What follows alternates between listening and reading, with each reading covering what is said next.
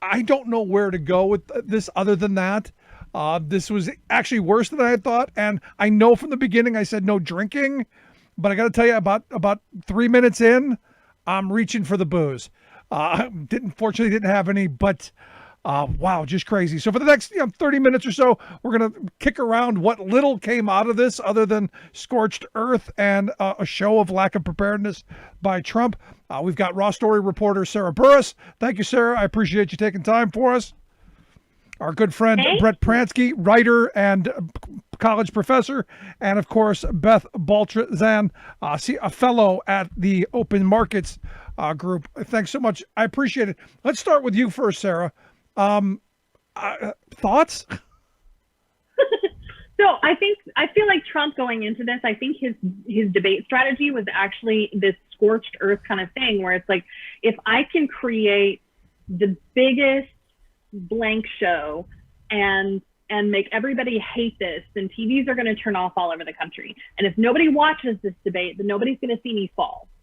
And so maybe that's what this is. Maybe it's just like, I'm going to make this such a huge, horrible thing that everybody is just like, click and move on.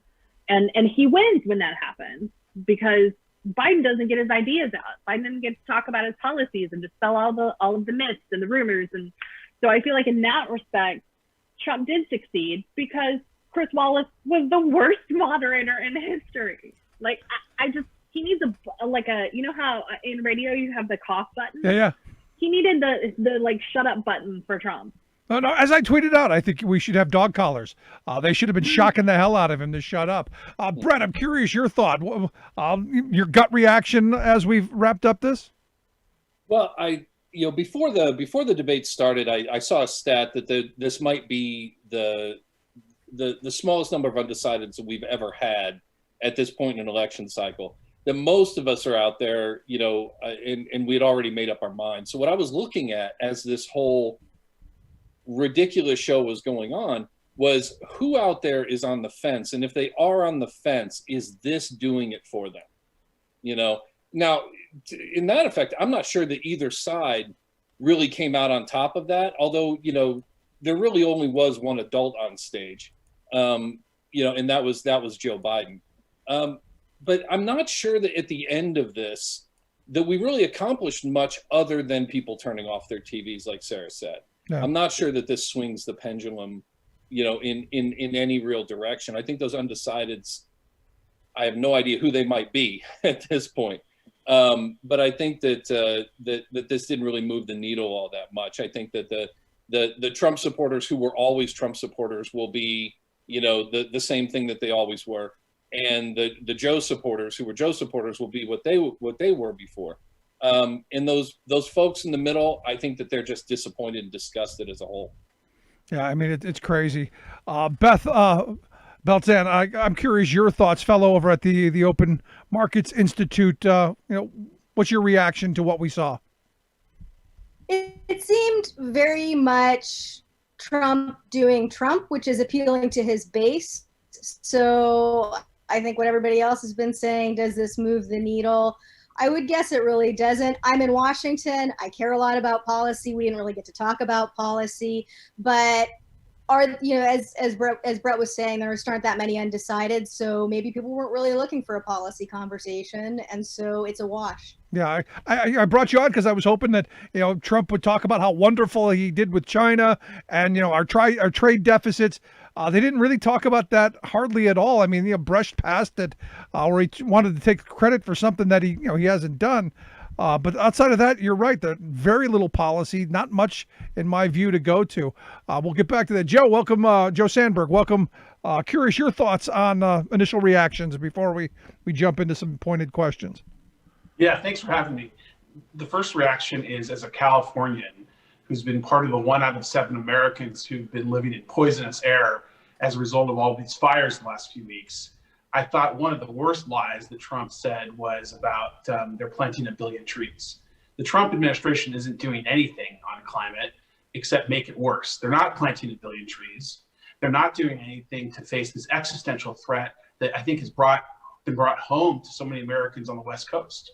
We on the West Coast sometimes don't get the attention that our populations deserve from the East Coast media, but we are living climate catastrophe right now in California, Oregon, and Washington. This is probably the worst climate catastrophe in the 21st century in America, as measured by the number of people who are being hurt every single day. Literally poisonous air in California, Oregon, and Washington. Millions of people having to evacuate.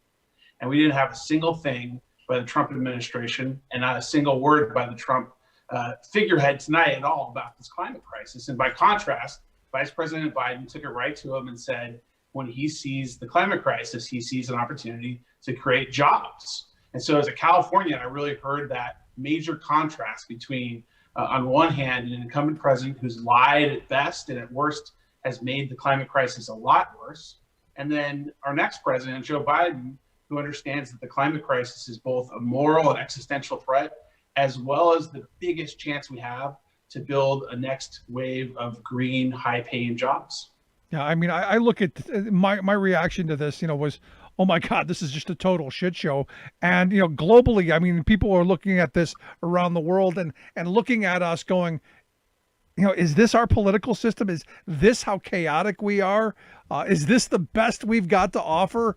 And, I don't think either candidate won or lost. I think, as Brett pointed out, there aren't very many undecideds. I think most people are in their camps, and you got what you wanted tonight on each side. I think the country lost. I think we as a whole, I think we've lost in this. Yeah, well, I think also, millennials and Gen Z have lost. We're forgetting 60% of the electorate with the way that the mainstream media derisively dismisses these two generations. Meanwhile, these two generations are saddled with trillions of dollars of student debt. They're watching their parents and loved ones die because they're too poor to be able to afford health insurance. They can't start families because they're crippled with debt. They can't buy homes. The millennial and Gen Z generations arguably have it worse than any generation that's preceded them. Let's just really pause on that for a second. In the last 20 years, there have been three major economic crises: the dot-com bust, the housing crisis, and now the COVID crash. So imagine if you're an American who's 38 years old. All you've ever experienced in both Republican and Democratic presidencies is an economy that is flimsy and prone to massive crashes. You have no chance of looking towards retirement, and you really aren't getting on your feet yet. So I think you're right, Rick. The loser is the American people, but especially the loser out of all this are millennials and Gen Z. And no safety net to help catch them. And obviously we're going to saddle them with, a lifetime of debt because how dare they want an education. Beth, let me turn to you because, there was the claim there a moment where Trump was trying to claim he brought back 750,000 jobs, that he's the manufacturing president, and that the Obama people did nothing. I'm curious, fact check that a little bit. Did we see an increase of 750,000 manufacturing jobs under Donald Trump before the COVID crisis? Because look, all those have crashed now, but before, is that accurate? I think people play really fast and loose with these numbers, and the 2017 tax cuts facilitated offshoring. I think that's a huge problem. So you did have some people fact checking on Twitter as we went along.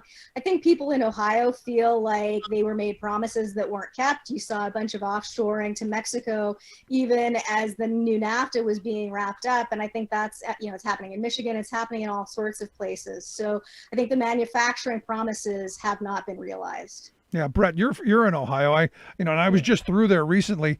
The Lordstown plant is still shut down. That promise of bringing back the auto industry, that hasn't really happened.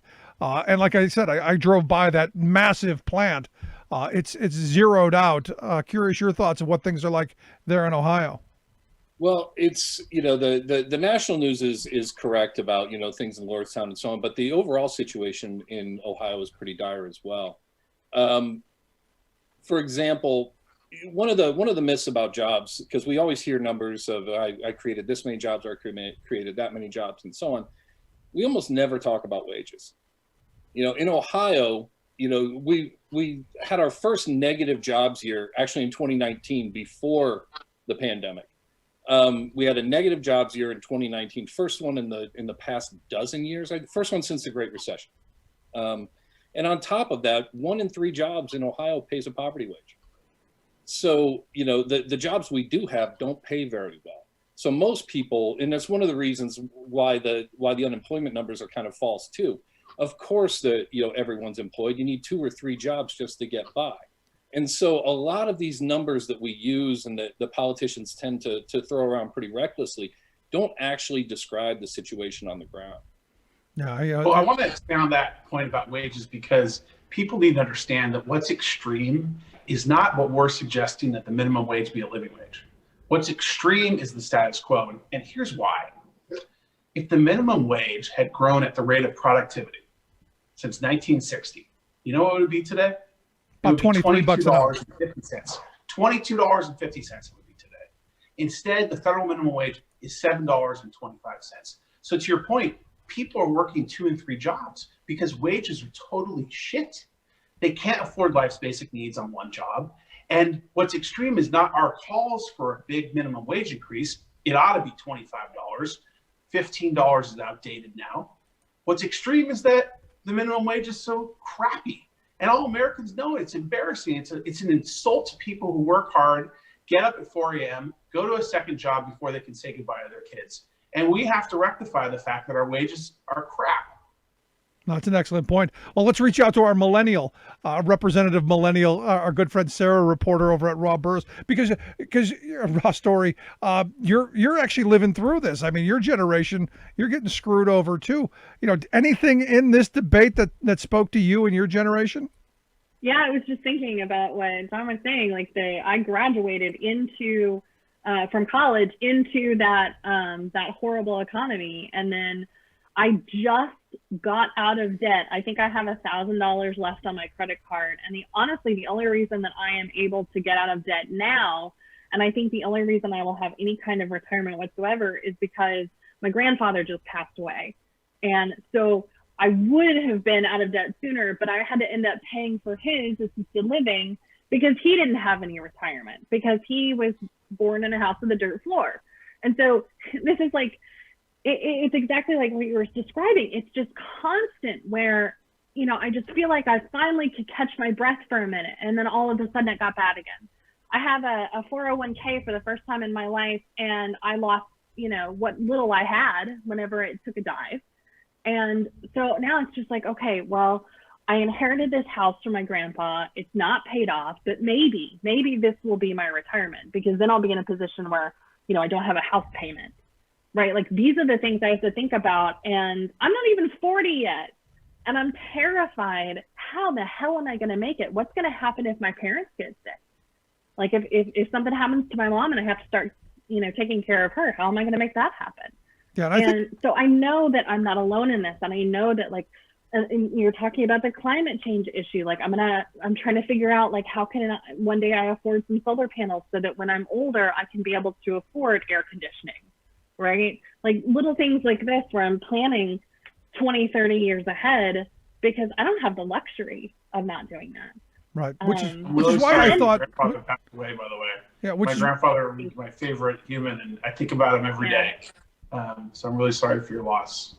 Yeah. I have his thumbprint on a necklace around me. And so I've just been kind of every couple of minutes, I hang on to this and I think about, because he was this great, super Christian liberal, right? He talked all about the greater good and doing all of the right things to help each other. And I feel like that is the kinds of sentiment that came through with Joe Biden. And it's one of the reasons that I really connect with him, because he has that sense of goodness and care. And I feel like you kind of saw that tonight with the contrast of this anger and this just constant rage from Trump, and this steady, calm Joe Biden, who you could tell he probably wanted to come across the podium at Trump, but it was just no, let's have a serious conversation. And when Chris Wallace couldn't keep it together, Biden just turned straight to his camera and was like, all right, y'all, this is what's really going on. And I appreciated that, because it was just we're going to bypass all of the BS and we're going to talk about what everybody's really facing right now. No, that was an excellent I point. think that's why Biden's going to win, Rick. I think Biden's going to win because this is a moment where America is suffering and hurting like never before, truly like never before. And in Joe Biden, whatever you think of his policies, he is one of the most authentically empathetic persons on the face of the planet. And maybe that's exactly the kind of president we need now at a moment when the nation is hurting so bad, is someone of true, deep, and profound empathy. No, I agree with you. Someone who cares about your lives and making them better. Like, how much is that to ask? No, and I think that came through, Brett, I'd like to get your thoughts on this. I think that came through as they were talking about healthcare, because, the reality is, Trump doesn't have a plan. He's shown us time and time again, there's no plan other than there's no plan. So I'm curious, when you heard, Joe talking about that, his healthcare and the fact that, 7 million people have gotten the coronavirus and that people are going to need care. Did that resonate at all with you? Well, it did. I mean, I do believe Joe Biden left the stage tonight with his integrity intact, which is good, and which can be difficult when he's just thundering away like that. But when it came right down to it, I kept looking at it through the prism of someone who's in a situation like mine, or a situation like many of us out there. I now run a school inside my house during the day. I have a second job as a teacher, and I love it. It's great. And then I try to do my own work, and my wife is trying to juggle all these different things. And we're no different from anybody else. We're all struggling in ways we have never struggled before. These struggles are unique, they are new, and they have all come under Donald Trump's watch. And so people are watching this debate looking for, how are we going to get out of this? How are we going to make things better? And while the angry Trump might make some people feel good emotionally because they think he's a tough guy, I can't see anyone who thinks, you know what, I heard from the president tonight how my family is going to get better. I don't think anyone heard that. So while in the moment there might be some pom-pom waving from the far right about what a tough guy he is, anyone who's looking for actual solutions tonight was listening to Joe Biden. No, you're absolutely right. And the thing is, to highlight your point, I mean, most people are listening to Trump talk about, how great everything is and what a wonderful job he's done. And they're going, I'm not seeing it. So Beth, I'm curious your thoughts on, Trump was talking about, we're going to re-import, prescription drugs. We're going to save 90% and it's going to be the greatest thing ever. Any reality in that? Is that a possibility? He's had, excuse me, he's had 4 years to execute a lot of the plans that he was talking about.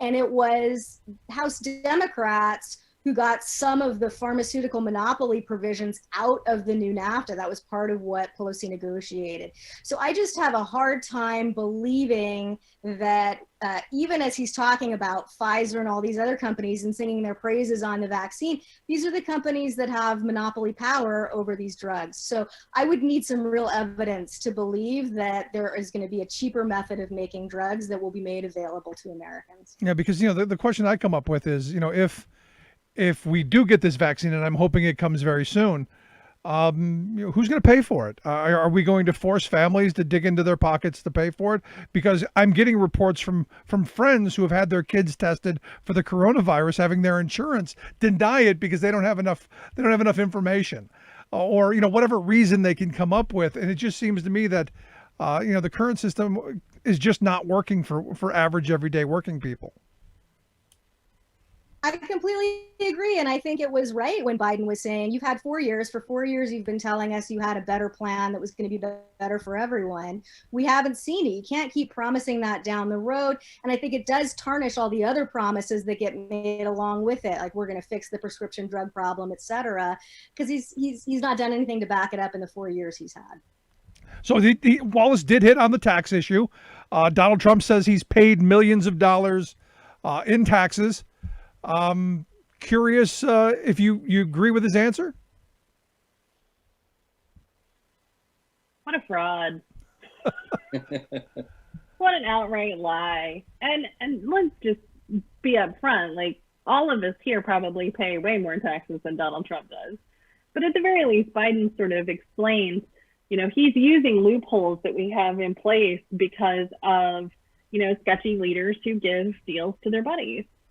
And it's like, if you want to change something, then again, like, this goes back to the election. You want to change something, then you're going to have to get to the polls. Yeah. Do you And find it interesting that, he went after Biden, Trump went after Biden over that issue, saying, well, you guys gave all this stuff away, when Trump was the guy who rammed through the last tax heist, which did nothing to undo that. In fact, in many cases, made things much, much worse, and created a bigger bubble at the top than there had been before.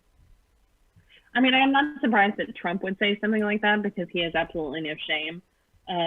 I was surprised that he actually had his wits about him and could say something like that. He knew enough about that. It's like a debate prep question that he actually remembered, because it seems like the entire debate was just him rattling off random things, and half of the stuff didn't make sense. And it was just basically what we talked about before. It was going to be just a complete ramble fest. And that was the one thing where he actually sounded like he had a cohesive sentence to say. So Yeah. at the very least, he had his one moment of being able to talk about a policy issue that he could speak on for a hot minute. Yeah. Joe Rick, Sandberg. I want to say, I think you could distill the debate into the question that Chris Wallace asked about comparing the record and the alternative. And President Reagan posed the question himself when he was running for re-election in 1984. It worked for him. It's not going to work well for Donald Trump, which is, are you better off than you were 4 years ago? And whether or not you like Donald Trump as a human being, there's a clear answer to the question of whether you're better off than you were 4 years ago. No, we're poorer, we're less healthy, we're more violent and divided. The country is way, way worse off than it was 4 years ago. And that's ultimately why Donald Trump's going to be a one-term president. Beth, I'm curious your thoughts. Anything you thought Trump did well in tonight's debate? I mean, obviously he didn't prepare, and we were told he wasn't going to prepare. He was lowering the bar all along. Did you see anything that he did? You go, yeah, he did something right? Anything? I think if you're a Trumper, he did. But I think this was to Sarah's point that it was to some extent tactical. He just did everything he could to prevent Biden from being able to articulate what he wanted to say. And Biden had things that he wanted to say, and sort of the point about millennials and Gen Z and talking about the K-shaped recovery and how all the money is going to the top. Those are really important conversations that we should have been able to have, that we weren't able to have because Trump had sort of a few buzzwords he was going to get out. Most seem to involve Hunter Biden. So that, I think, if you have to give him credit for something, I guess it's for disrupting the entire purpose of the event. Yeah, and I think that's, in my view, that's the only thing that he could have done in this, because his record's terrible. The last 4 years of the record that he has the run on has been terrible. His reactions have been bad. It's all been chaotic, and a lot of people that I talk to just want the pain to stop. And I know here in Pennsylvania, a lot of people are just like, I voted for him. I just want the chaos to stop. And Brett, I got to imagine it's the same way in your state of Ohio, where, Ohio went for Trump. I got to imagine they just want the pain really to stop. It really is the same way around here. I mean, again, I know that signs don't vote, and that's what you hear from most parties. But the Trump support out here, and I live in a fairly rural area. The Trump support out here, it's still there. You can still see, a few of the flags flying and things but it's nothing like it was in 2016. And I can't tell you the number of conversations I've had, with former Trump voters who, they whisper when they tell me how they voted in 2016. I mean, Ohio is a swing state again, and that's great, because if Ohio turns blue, that's it. It's over. There's no path to victory for Donald Trump if we go blue. And we're going to go blue. So, I don't want to call things too early or be too overconfident. I want to make sure everybody gets to the polls and nobody stays home. But we're going to end it right here on election night in Ohio by calling it for Joe Biden. I hope you're right. There were some really key moments, I thought, that, little one-liners that I thought Joe Biden got in that I wanted to get some response to. The fact that Joe Biden, right to Trump's face, said he's a racist. Anybody else surprised by that? I think it's exactly what we should do. I mean, you notice that he was asked point blank to condemn white supremacy tonight, and he pulled a Helsinki. I mean, he didn't do it. He would not. In fact, he said some really strange things. I saw a number of tweets about telling the Proud Boys to stand by. I don't even know what that means, but it doesn't sound good. So, I mean, it could just be a gaffe. It could be that he meant to say something else, but it didn't sound very good, and it surely wasn't a condemnation, which is exactly what it should have been. Sarah, your thoughts? Yeah, spot on. My favorite was when finally Biden said what everybody on the internet was saying the whole damn time, which was "shut up." Like, for the love of God, just shut up. And that was just like, Biden channeling the rest of the country, just being like, yes, please be quiet. Can we have an adult conversation with, everybody in the country finally sitting down and talking about issues? So that and the shushing and like all of those, and that those are not planned, right? Like nobody plans that in debate prep. And so Biden just like off the cuff, saying that stuff is just very satisfying personally. Yeah, for me, I would have added the F word in the middle of there. Just shut the fuck up already, please. I don't know where else to go with that. And I know a lot of people are going to beat up on Chris Wallace, and I'm not a fan of Chris Wallace by any stretch of the imagination. But there was no controlling Trump because he can't control himself. Short of Wallace blurting that out, anything else Wallace could have done? Do you think? The mic button, I'm telling you. Do they have that? I don't know that they had that. They didn't, but they should. But they absolutely they should. will next time. I think you got to put them in separate boxes. Game shows. Or penalize them. Yeah, like some kind of like hockey with a penalty box where if you interrupt, then your opponent gets that extra time. Yeah, it's crazy. I'm curious your thoughts, Beth. Anything that grabbed you? Anything that caught your attention? I think Biden was sort of caught between trying to be presidential, and he knows what that means. But in his heart, he's also capable of being a brawler. And I liked it when he actually went back to the same kind of Biden that we saw when he discombobulated Paul Ryan in the debates all those years ago. And I hope that after this one, he realizes that that is a really good strategy for him. Also, he really upset Trump when he said he wasn't smart. So I hope somebody's filing that away, sort of flip the tables a little bit. You're absolutely right. But Brett, I want to go to you. Donald Trump, he's taking credit for bringing back football. We've got football because of Donald Trump.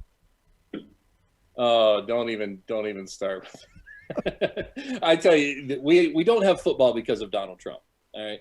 We have football because universities are doing everything they can to keep players safe. And they're doing things that the Trump CDC would have them do, but the Trump administration would not. So I don't think that the fact that we have the football that we have has anything at all to do with Donald Trump. Yeah. So I was hoping we would have policy discussions. I was hoping there was going to be something, which is why I chose each one of you, because each one of you really has a particular area of expertise, I think. So since we didn't get it in policy from the debate, I'd like to kind of, in this section, just go into what you would have liked to have heard. And I know, Joe, you're one of the guys who's pushing for a higher minimum wage. I'm somebody who's pushing for stronger labor regulations and allowing people to collectively bargain. What would you have liked to have heard more of tonight out of this debate? Well, I would have liked to have heard Vice President Biden say this directly to the American people. Donald Trump has cut your wages, and when I'm president, I'm going to raise them. And then expand into what exactly that means. And what I would, of course, have loved to have heard is how he's going to make the minimum wage into a living wage, do a job guarantee so that everyone who wants to work can, and massively expand the earned income tax credit. I think that you can really boil down the contrast between Trump and Biden into that line. Your wages have been cut by Trump. Under Biden, they'll go up. That's what I would have liked to have heard more of. Yeah, I'm with you. And I wish they would have brought up the whole immunity shield that because of the COVID crisis, what McConnell and the Republicans want to saddle us with. Beth, I want to get your thoughts. As someone who's a trade expert, was there anything that you would have wanted to hear from Joe Biden?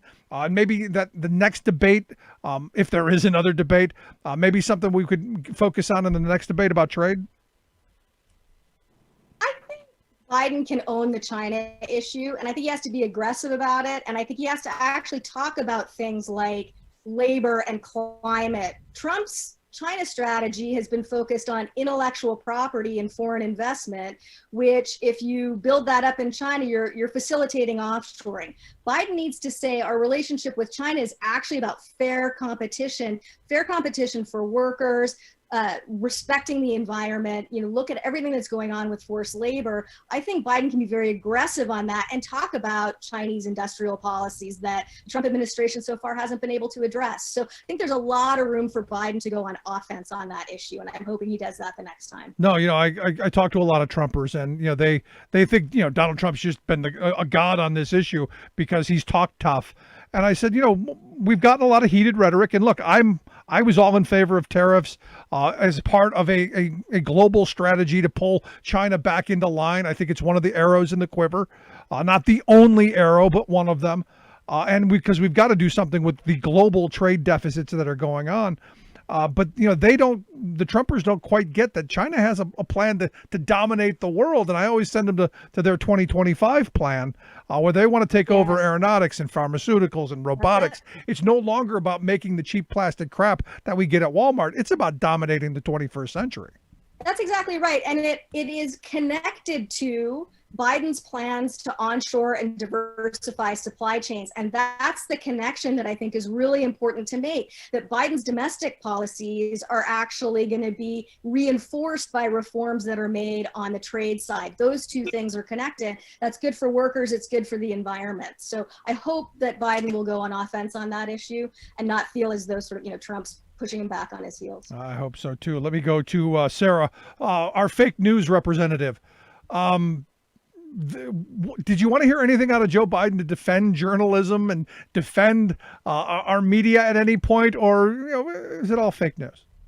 Well, it's funny you mentioned the fake news, because one of the things that really, really hacked me off about this whole thing was that Chris Wallace and Trump both talked about the economy like it was like jobs were coming back and everything is great. And it's like, and it's exactly what Brett was saying. Like, no, it's not. It's really not. And I wish that Biden had kind of fact checked that more and said, no, like we just heard today that Disney is laying off 28,000 people from Disneyland. Now airlines are laying off a whole bunch of people because their stimulus money is running out. And so there are a whole lot of people that are about to get added to that unemployment rate. Yeah. And for everybody else who has to work, 2 jobs, like, this is a big deal. And I wish that, Chris Wallace would have at least had the wherewithal to give us the actual facts on it. No, and we're going to lose those jobs at a time when, all indications are the coronavirus is going to get worse as we head into October and November.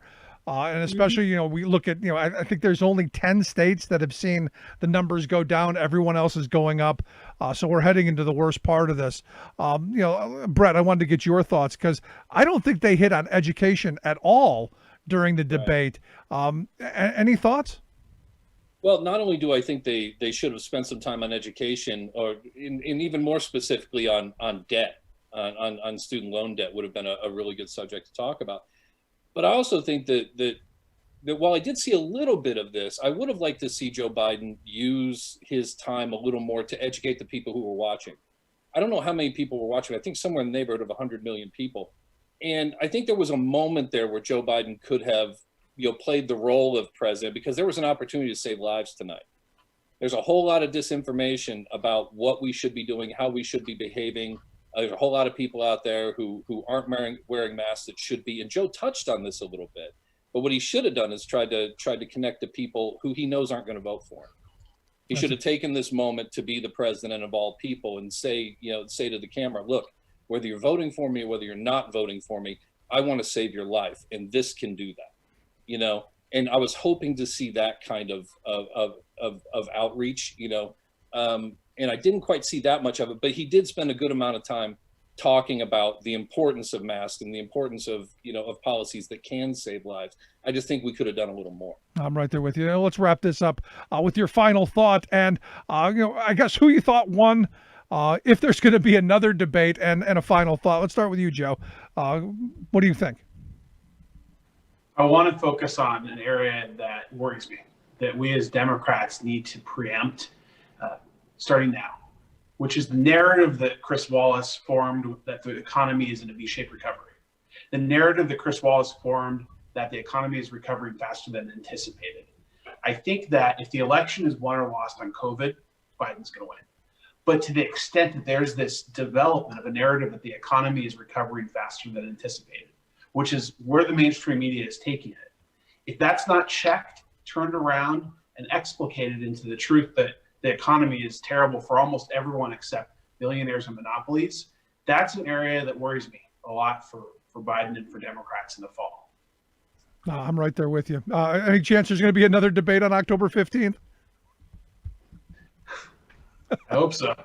Because I got to tell you, about 20 minutes in, my mind is going, can you imagine 4 hours of this? Let's go to you, Beth. I'm curious. Final thought? I mean, I think if you're looking for someone, if we all remember what it's like to be presidential, well, that's exactly what Biden was trying to do. The circumstances were really, really challenging. So I do think it goes, if you're an undecided voter at this point, I would think you walk away if you watched and you stuck with it. I think you end up concluding that it's got to be Biden because Trump's had 4 years to show what he can do. And if you're undecided at this point, it's because you're not satisfied with what he's done. Yeah, excellent point.